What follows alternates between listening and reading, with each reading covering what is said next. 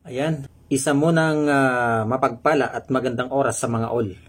Nako, ang dami na namang magwawala rito sa pahayag ng palasyo tungkol dito sa hindi pagsama ng palasyo ng EDSA Revolution, yung PETSA, bilang non-working holidays. Nako, marami talaga ang magwawala rito, no? At sisigaw kung bakit, ano?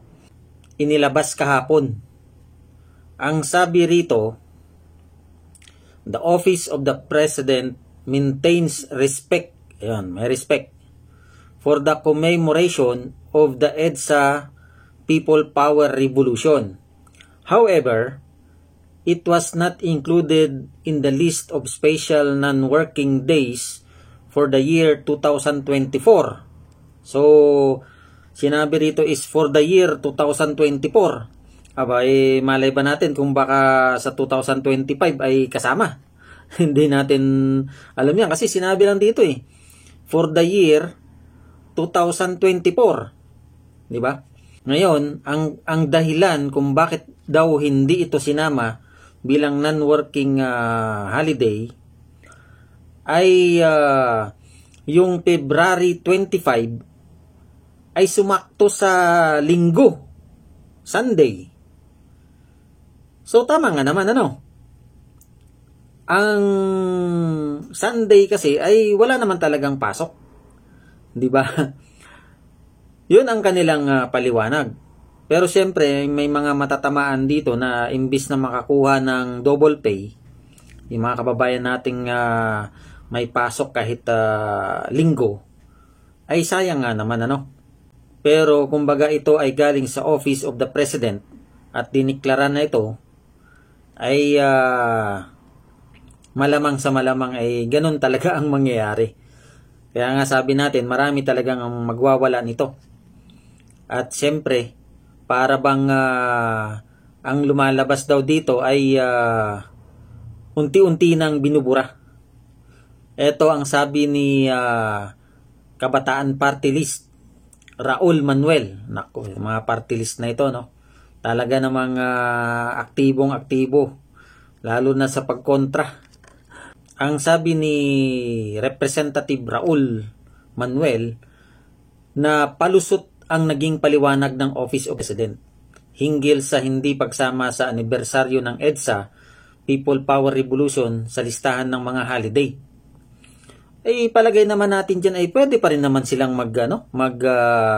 celebrate, di ba? Ang sinasabi lang ng palasyo rito ay hindi isinama as non-working holiday. Kaya nga ang sabi natin, ang mga matatamaan, yung mga dapat ay makatanggap ng holiday pay sa araw na yan ay mawawala na. Yun, matatamaan talaga yun. Pero kung sabihin natin na hindi sila pwedeng tipon-tipon sa EDSA, hindi naman sinabi. Basta ang sinabi lang ay hindi ito sinama dahil pumalo ito sa linggo, Sunday. So wala naman talagang pasok, kumbaga.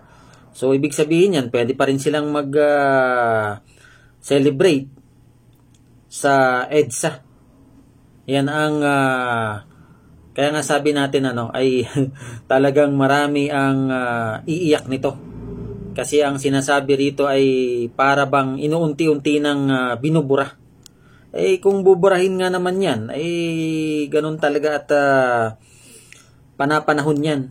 Dahil kung tutusin, etong EDSA Revolution, People Power, di ba? Ito yun dati, di ba? 1986 nung naganap ito, ay doon natin nakuha ang kalayaan. Yun nga sa pamumuno ng dating presidenteng Marcos, no, yung tatay. Pero ang maganda yun, maganda at nakuha ang kalayaan. Ang ilan sa mga nagsasabi diyan na ano ba ang nangyari pagkatapos nung kalayaan na yun. 'Di ba? Sang-ayon tayo doon dahil nakuha yung kalayaan. Malaking bagay yun sa mga kababayan natin, sa ating lahat. Pero pagkatapos nun, sa mga sumusunod na mga presidente, ano bang nangyari? Parang para yatang hindi natin naramdaman kung may pagbabago. Etong bandang huli lang siguro, 'di ba? Pero yan naman ay kanya-kanyang opinion opinion nyo ay iba rin naman, ang opinion natin ay iba rin naman. Pero yun nga ang ating nakikita. Para bang kahit nga nakuha natin ang kalayaan na yun ay parang mas naghirap ang ating bayan pagkatapos nung EDSA revolution na yun na sinasabi. Ganun pa man ay final na daw ito. Pero yun nga, ang sabi ay sa 2024 lamang. Hindi naman dito sinabi na tuloy-tuloy na. So, hindi natin alam kung magtuloy-tuloy na nga ito. Titingnan natin sa 2025. Yan ang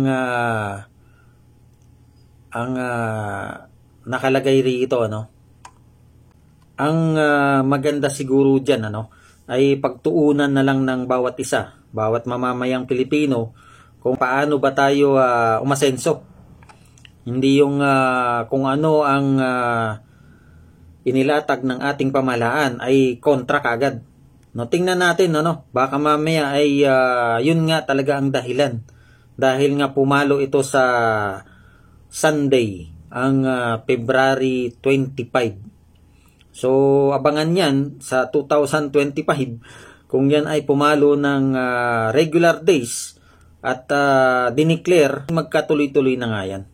Ayan po yan ay inilabas kahapon, October 13. Maraming salamat muli sa inyong panonood at suporta sa aking maliit na channel. Pagpalain nawa ang bawat isa. God bless everyone.